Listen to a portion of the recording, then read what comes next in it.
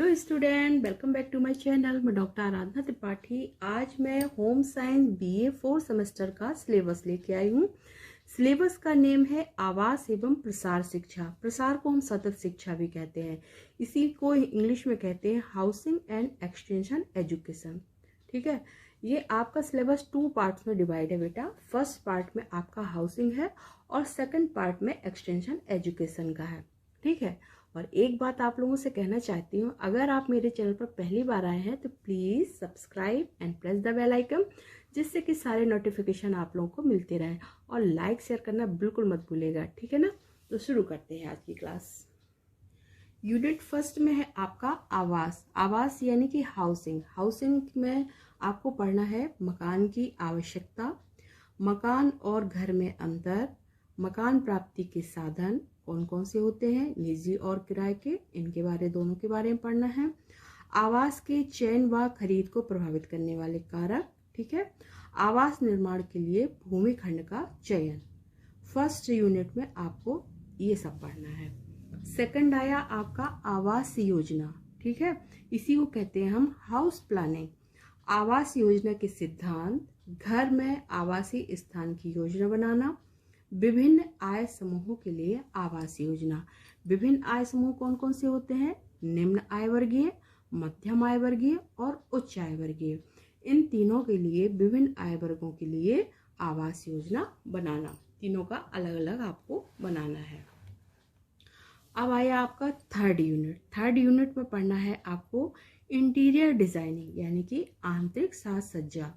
इसमें पढ़ना है आपको आंतरिक साज सज्जा का परिचय, अर्थ, अच्छी रुचि का महत्व, गृह सज्जा के उद्देश्य, सिद्धांत, डिजाइन के तत्व। डिजाइन के तत्व कौन कौन से होते हैं? रेखा, आकार, बनावट, रंग, नमूना, प्रकाश और स्थान। ठीक है, इसके बाद में आपको पढ़ना है डिजाइन के सिद्धांत। ठीक है, डिजाइन के सिद्धांत कौन कौन से होते हैं? अनुपात, संतुलन, लय, बल और एकरूपता। इन सब के बारे में आपको पढ़ना है। इसके बाद आपका आता है फोर्थ यूनिट। फोर्थ यूनिट के अंतर्गत आपको पढ़ना है होम डेकोर। इसके अंदर गृह सज्जा। गृह सज्जा के अंतर्गत फर्नीचर। फर्नीचर क्या है, किसे, इसका अर्थ क्या है फर्नीचर का, फर्नीचर का महत्व क्या है, फर्नीचर के टाइप्स कितने हैं। ठीक है, ये सब आपको पूरा पढ़ना है। और फिर गृह परिसज्जा। गृह परिसज्जा के अंतर्गत पढ़ना है पर्दे, ड्रेपरीज, दरी, कालीन, वॉल सीलिंग, घर में प्रकाश व्यवस्था, उपसाधन। उपसाधन क्या है, उपसाधन का अर्थ क्या है, इसका महत्व क्या है, कितने प्रकार का होता है। और इसके अंतर्गत आपको पढ़ना है wall painting, mirrors, wall art, sculpture, इसी को मूर्तियां कहते हैं, प्राचीन वस्तुएं और पुष्प सज्जा। पुष्प सज्जा का क्या अर्थ है, पुष्प सज्जा के प्रकार क्या हैं, कितने प्रकार के होते हैं, ये सब आपको पढ़ने हैं। पुष्प सज्जा के प्रकार में आपको परंपरागत शैली, विदेशी शैली, आधुनिक शैली और जापानी शैली, इन सब के बारे में भी आपको पुष्प सज्जा के अंतर्गत पढ़ना होगा। ठीक है, अब मैं फिफ्थ यूनिट बता रही हूँ आपको। सेकेंड यूनिट आपका मतलब पार्ट बी है। इसके अंतर्गत आपको प्रसार शिक्षा से रिलेटेड सारा पढ़ना है, एक्सटेंशन एजुकेशन से रिलेटेड पढ़ना है। ठीक है, सबसे पहला है प्रसार शिक्षा का अर्थ, प्रसार शिक्षा की अवधारणा, प्रसार शिक्षा का उद्देश्य, प्रसार शिक्षा के क्षेत्र, प्रसार शिक्षा के सिद्धांत और प्रसार शिक्षा का दर्शन। भारत में प्रसार शिक्षा के प्रारंभिक प्रयास। इसके अंतर्गत बहुत सी योजनाएं हैं जिनके बारे में आपको पढ़ना होगा।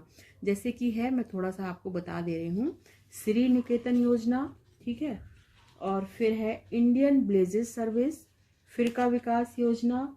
ठीक है, Gurgaon project, Etawah pilot project, Marthandam प्रयास। ठीक है, मारथंडम प्रोजेक्ट।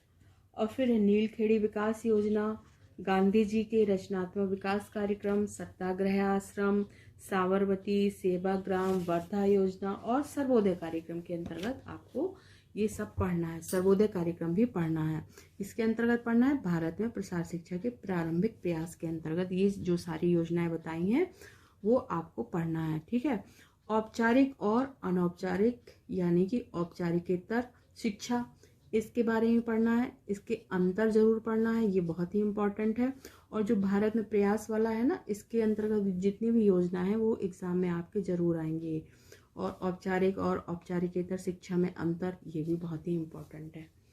अगला देखिए, आपका 6 यूनिट है। 6 यूनिट के अंतर्गत आपको पढ़ना है प्रसार, शिक्षण और अधिगम। ठीक है, एक्सटेंशन, टीचिंग एंड लर्निंग। ठीक है, प्रसार कार्य में प्रसार कार्यकर्ता की भूमिका, प्रसार कार्यकर्ता की योग्यताएं, गुण, प्रसार शिक्षण की प्रक्रिया के चरण, शिक्षण अधिगम के लिए प्रभावी मानदंड, ये सब आपको इस चैप्टर में पढ़ना है।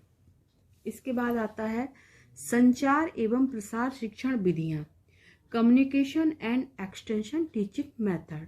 इसके अंतर्गत आपको पढ़ना है संचार का अर्थ, संचार का महत्व, संचार की विशेषताएं, संचार के तत्व, फिर संचार के प्रतिमान एवं चुनौतियां, बाधाएं इसी को कहते हैं, संचार, प्रसार एवं विकास के मध्य संबंध, यानी कि संचार, प्रसार और विकास के मध्य, तीनों के मध्य क्या संबंध है, इन सब के बारे में भी आपको पढ़ना है।